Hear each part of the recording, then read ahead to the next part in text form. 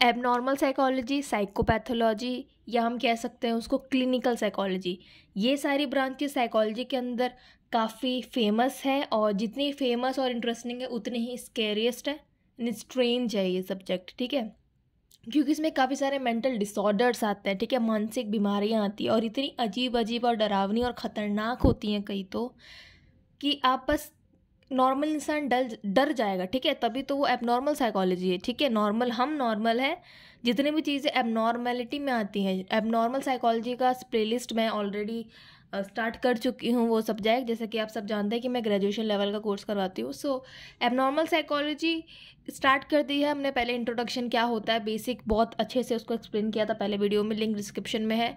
दूसरा हमने देखा था स्किज़ोफ्रेनिया क्या होता है, ठीक है। और आज मैं एक, कह सकते हैं हम स्पेक्ट्रम की तरह, ठीक है, बहुत सारे डिसऑर्डर जो सबसे ज़्यादा स्केरियस लगेंगे आपको, डेंजरस लगेंगे, अजीब लगेंगे, वो सारे मैं लेके आई हूँ क्योंकि बहुत इंटरेस्टिंग है, ठीक है। चलिए स्टार्ट करते हैं। Most scariest and strange mental disorders, ठीक है। इस वीडियो में हम बहुत सारी इमेजिनेशंस करेंगे, ठीक है। सपोज लेके चलेंगे।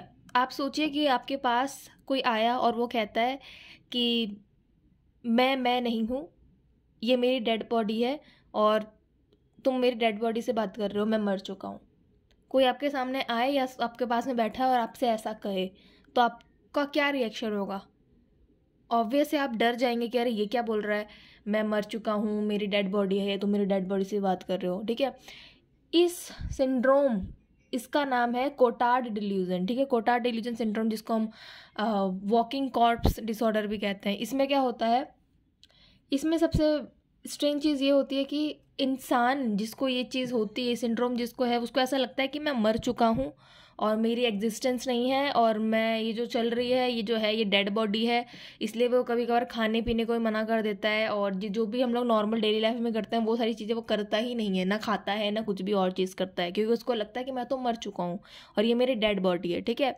ये बहुत ही इतनी खतरनाक बीमारी है कि आप खुद सोचिए, कोई इंसान खुद को ये समझ रहा है, समझ क्या रहा है, मान चुका है कि मैं तो मर चुका हूँ, और वो वैसे ही रह रहा है, ठीक है। Those who suffer from this disease feel that they are dead and non existent. The sufferer may also feel that he और शी लॉस्ट हिज ब्लड और इंटरनल ऑर्गन्स। उसको ऐसा लगता है कि खून मेरे शरीर के अंदर ख़त्म हो चुका है, मैं मर चुका हूँ, इंटरनल ऑर्गन्स बचे नहीं, ठीक है। The patients even feels that internal parts of the putrefying, ठीक है। It can show up due to the mental illness and it's also associated with the depression, ठीक है। ये तो चलिए, जब मैं स्पेसिफिक वीडियो बना के लाऊंगी इसके ऊपर, तब मैं बताऊंगी ये होता कैसे है, कॉजेज, फैक्टर्स और प्रिवेंशन, ठीक है, ये सब कैसे। दूसरा काफ़ी अजीब एक सिंड्रोम है जो कि है the Alice in Wonderland syndrome. ये अगर आपने मूवी देखी होगी, डिज्नी का है, ठीक है। जैसे इस मूवी से समझाया गया है कि हमें ऐसा लगता है, मतलब जिनको ये सिंड्रोम है, जिनको ये बीमारी है, एलिस इन वंडरलैंड सिंड्रोम, ये सिंड्रोम जिसको है, ये बीमारी जिसको होती है, उस इंसान को ऐसा लगता है या तो मैं इतना बड़ा हो गया हूँ कि मुझे सारी चीज़ें छोटी दिख रही हैं, या मैं बहुत छोटा हूँ और मुझे सारी चीज़ें बड़ी दिख रही हैं। फॉर एग्जांपल, आप एक कमरे में हैं, आप अभी जहाँ पर हैं, आप एक नॉर्मल साइज़ में, आपकी हाइट जितनी है सब कुछ नॉर्मल है, आपका चेयर उसी हाइट का है, आप उसी हाइट के हो, दीवार उसी हाइट का है, टीवी जहाँ लगा है वो भी एक हाइट पे लगा है, ठीक है, पंखा जहाँ है वो भी एक हाइट पर है। बट जिसको ये सिंड्रोम होगा ना, उसको या तो दो कंडीशन है, या तो ऐसा लगेगा कि मैं बहुत छोटा हो गया हूँ और ये सारी चीज़ें खूब बड़ी हो गई हैं, मतलब मैं तो एक चींटी के समान हो गया हूँ इस कमरे में, और ये सारी चीज़ें हाथी के समान लग रही हैं, ठीक है। दूसरी कंडीशन है कि मैं बहुत बड़ा हो गया हूँ, जैसे मैं हाथी जैसा साइज़ का हो गया हूँ, बड़ा सा, और मुझे चेयर, पंखा, ये सारी चीज़ें बहुत ही छोटी छोटी लगेंगी, ठीक है। आई होप कि आपको समझ में आ रहा हो। ये आप इस पिक से आप समझ सकते हैं, ठीक है। इस पिक्चर को देखिए, ये बड़ा है, ये छोटे हैं, ठीक है। ये देखिए, एक कमरे में आ नहीं पा रही है, ठीक है। तो ये इस मूवी का भी यही थीम है, ठीक है। इसलिए जिनको ये सिंड्रोम होता है, जिनको ये बीमारी होती है, उनको ये नाम दिया गया, the Alice in Wonderland syndrome describes a set of symptoms which alteration of the body and alteration of the visual perception is found in a way that the size of body parts और size of external objects are perceived incorrectly हम perceive कर लेते हैं कहीं ना कहीं कि या तो हम छोटे हो गए हैं या हम बहुत इतने बड़े हो गए हैं कि सारी चीज़ें हमें छोटी लग रही हैं, ठीक है। विजुअल ये खास करके हम कह सकते हैं कि रेटिना के डिसफंक्शन, आई में एक होता है ना पार्ट, अच्छा वो बायोसाइकोलॉजी में आएगा, बट मैं इतना से बता रही हूँ, एक आई का पार्ट होता है रेटिना, उसमें डिसफंक्शन होने की वजह से हम परसीव नहीं कर पाते चीज़ों को, जो जितनी हाइट की है जो जैसी है, ठीक है। अब एक बड़ी ही, ये तो और भी अजीब, ठीक है, हम मैं कह सकती हूँ और भी अजीब इसी सिंड्रोम है ये जो डिसऑर्डर है बोएंथ्रोपी, इसमें ऐसा लगता है इंसान को कि मैं गाय बन गया हूँ या मैं गाय बन गई हूँ या बैल, ठीक है, और वो वैसे ही दिनचर्या करेगा, जैसे गाय कैसे घास चरती है, गाय जैसे चलती है, बैठती है, जो जो हरकत करती है, मुंह से चबाती है, रूमिनेशन करती है, वो सारी चीज़ें वो करेगा, उसको ऐसा लगेगा। और ये बहुत ही रैंडम भी हो सकता है कि अभी तो हम बिल्कुल सही हैं, ठीक है, कोई इंसान जिसको ये है वो एकदम सही बैठा है, और दूसरे ही पल वो 4 पैरों पे, ठीक है, पूरा ऐसे नीचे आ जाएगा और चलने लगेगा और घास खाएगा और एकदम गाय जैसा करेगा, ठीक है। बोएंथ्रोपी कहते हैं, ये काफ़ी एक्सट्रीमली रियल मेंटल डिजीज़ होती है, ठीक है, disorder. Boanthropy is an extremely real mental disorder which has no cause, ठीक है। Sufferers enters a hypnotic stage where they believe that they are a cow eating grass and walking on all fours, है ना, चारों पैरों पे चलने लगता है, ठीक है, एक हिप्नोटिक स्टेज हो जाती है, उसको ऐसा लगता है कि पता नहीं मैं कहाँ से, अभी तो मैं ठीक थी, ठीक है, और अचानक से मैं गाय जैसे चलने लगी, गाय जैसे खाने लगी, गाय जैसे करने लगी, ठीक है। Boanthropist can be identified often by being spotted on pasture grazing with other cattle and there is no cure either, ठीक है। तो ये काफ़ी अजीब आपको भी लग रहा होगा ये कौन कौन सी बीमारी मेंटल डिसऑर्डर है, ठीक है। इसलिए तो कहते हैं कि मेंटल हेल्थ को इनिशियली ही अगर हम शुरुआत में ही उसके ऊपर ध्यान दे तो ये चीज़ें इतनी आगे बढ़ेंगी ही नहीं, ठीक है। खैर वो अलग बात है। नेक्स्ट जो है इसी से रिलेटेड है, इसी के जैसा है, जो है लाइकेंथ्रोपी एंड ज़ोएंथ्रोपी। बोएंथ्रोपी में काऊ था, ऑक्स था, ठीक है। क्लिनिकल लाइकेंथ्रोपी में इंसान को ऐसा लगता है कि मैं भेड़िया बन गया हूँ या हाइना बन गया हूँ, ठीक है, या बन गई हूँ, ठीक है। जैसे भेड़िया मूवी देखी होगी, इंसान को ऐसा लगता है कि मैं उस रूप में आ गया हूँ और वैसे ही वो चीज़ें करता है। Clinical lycanthropy is a psychiatric syndrome with in the patient has delusional belief of turning into a wolf. उसको ऐसा डिल्यूजन हो जाता है, उसको ऐसा फॉल्स बिलीफ हो जाता है कि वो एक भेड़िया है या लोमड़ी है या, ठीक है, हाइना है, डॉग भी हो सकता है, और वो उसी की तरह हरकतें करने लगता है जैसे एक भेड़िया करता है, चलता है, अपना जीवन जीता है, जैसा वो एक्सप्रेशन देता है, जैसे भी वो काम करता है अपना, उसको ऐसा लगता है इंसान को जिसको क्लिनिकल लाइकेंथ्रोपी होती है कि मैं भेड़िया हूँ, ठीक है। तो उसको एक डिल्यूजनल मतलब बिलीफ हो जाता है, ठीक है, फॉल्स बिलीफ।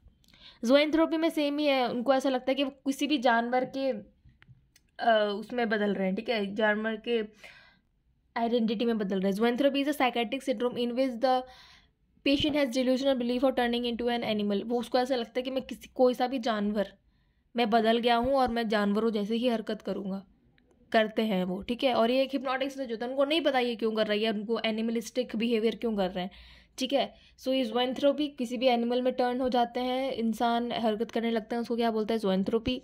क्लिनिकल लाइकेंथ्रोपी में क्या था कि इंसान को लगता है कि मैं भेड़िया बन गया हूँ, और बोएंथ्रोपी में मतलब मैं गाय या ऑक्स बन गया हूँ या बन गई हूँ। अब आप एक और चीज़ इमेजिन करो, मुझे पता है ये सारी इमेजेस बहुत ही डिस्टर्बिंग है, ठीक है, लेकिन जो है सो है, ठीक है, यही है। जितने भी सिंड्रोम्स इतने ही एबनॉर्मल साइकोलॉजी जितनी इंटरेस्टिंग है उतनी ही अजीब है, उतनी ही हम कह सकते हैं डिप्रेसिंग भी है, उतनी ही इंटरेस्टिंग भी है, उतनी ही स्ट्रेंज, स्कैरियस, खतरनाक भी है, ठीक है। इसलिए इसमें इतना इंटरेस्ट आता है। एबनॉर्मल साइकोलॉजी कह लो, साइकोपैथोलॉजी कह लो, या क्लिनिकल, ठीक है, क्लिनिकल साइकोलॉजी कह लो। अब एक आता है एलियन हैंड सिंड्रोम। अब आप सपोज करो, इमेजिन करो कि आप रात में सो रहे हो और अचानक से आपकी आँख खुली, आपको ऐसा लग रहा है कि कोई आपका गला दबा रहा है, ठीक है, अचानक से आपको लगा कि आपका कोई गला दबा रहा है और आपको पता चला वो आप ही का हाथ है, आप ही खुद का गला दबा रहे हो। एलियन हैंड सिंड्रोम में क्या होता है,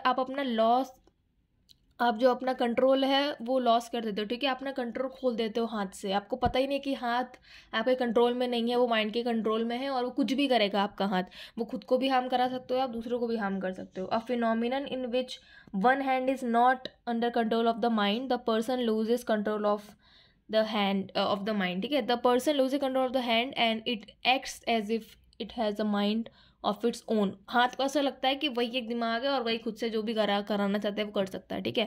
कंप्लीटली हाथ पे हमारा बस नहीं चलता, कंट्रोल नहीं चलता, हमारा हाथ अपने आप ही ऐसा माइंड की तरह अंडर कंट्रोल आ जाता है, उसको जो करना होगा वो करेगा, ठीक है। आप पिक्चर्स में देख भी रहे होगे, एकदम अंडर कंट्रोल हो जाते हैं लोग, खुद को भी हार्म पहुंचा सकते हैं, दूसरों को भी, ठीक है।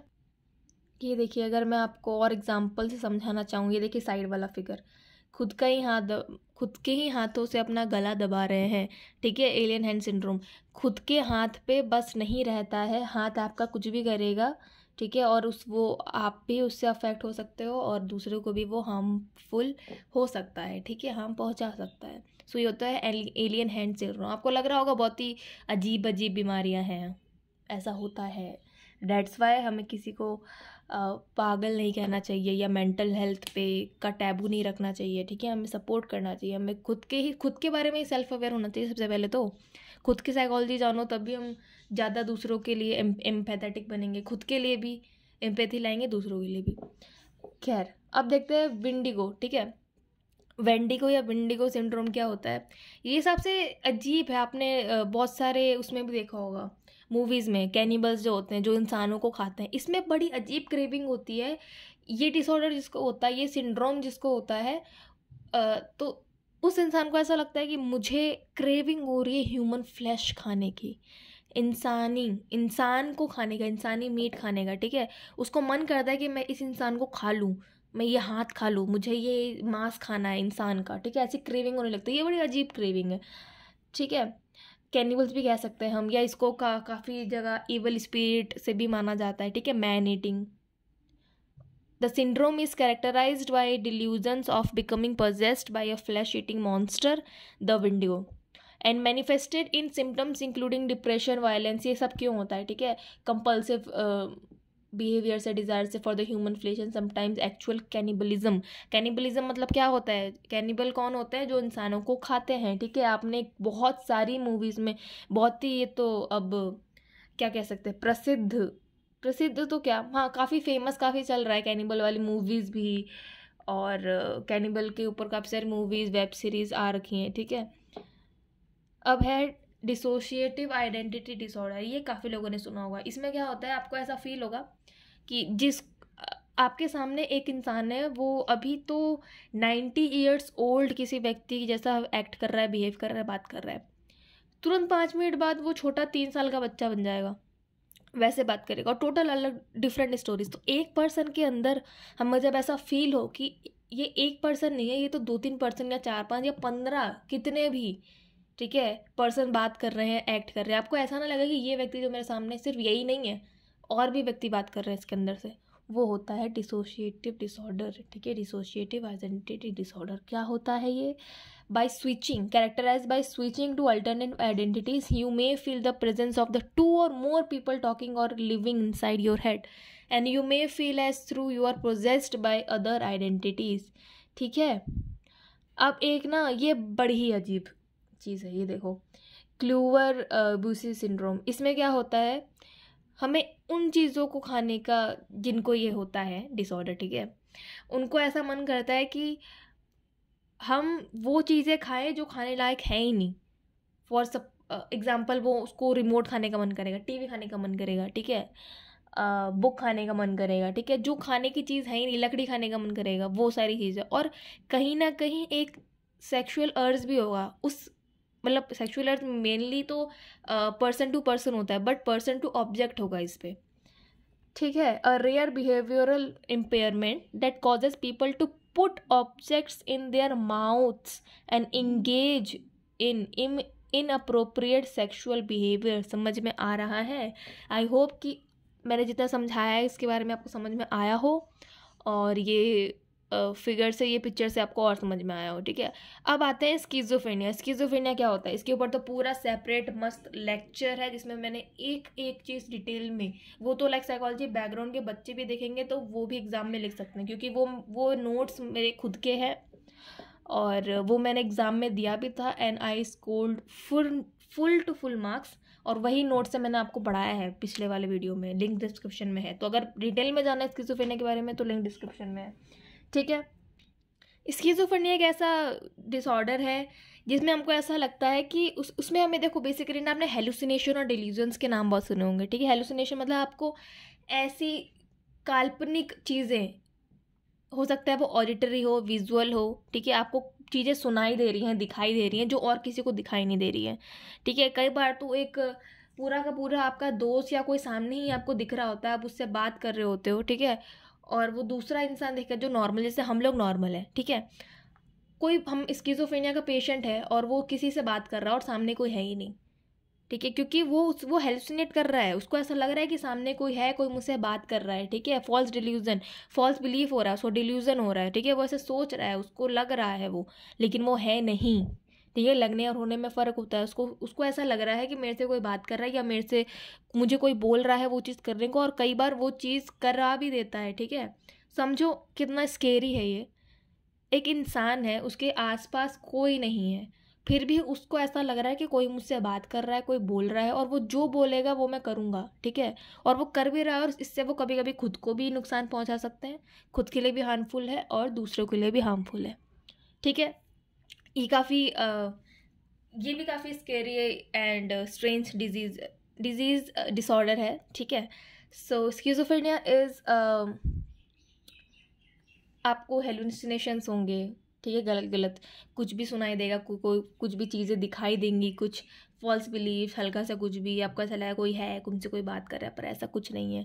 और ये स्टेट सोचो, आप उस इंसान की मानसिकता देखो, वो कितना अंदर से उसको कितना अजीब लग रहा होगा, कितना वो वरीड होगा, डरा हुआ होगा, जिनको स्किज़ोफ्रेनिया होता है। कोई खुद से तो कोई चाहेगा नहीं कि मुझे ये डिसऑर्डर हो या मुझे बीमारी हो, मुझे डिजीज़ हो, ठीक है, सिंड्रोम हो। वो कितना परेशान होगा। इसलिए हमें एम्पैथेटिक होना चाहिए मेंटल इलनेस के प्रति और मेंटल पेशेंट्स के प्रति, ठीक है। देखो कुछ सिम्टम्स हैं कि हेलुसिनेशंस होंगे, डिल्यूजन्स होगा, हमको कुछ भी डिसऑर्गेनाइज थिंकिंग होगा, हम कुछ भी सोच रहे होंगे, एबनॉर्मल मोटर बिहेवियर होगा, हम कुछ भी कर रहे होंगे, ठीक है। फिर आता है कैपग्रेस सिंड्रोम। ये भी काफ़ी अजीब है। इसमें हमें ऐसा लगता है कि अगर हम सपोज अगर मुझे कैपग्रेस सिंड्रोम है, अगर मुझे कैपग्रेस वाला बीमारी है, ठीक है, तो मुझे ऐसा लगेगा कि ये जो मेरे पापा हैं ये मेरे पापा नहीं है, ये तो बहरूपिया है।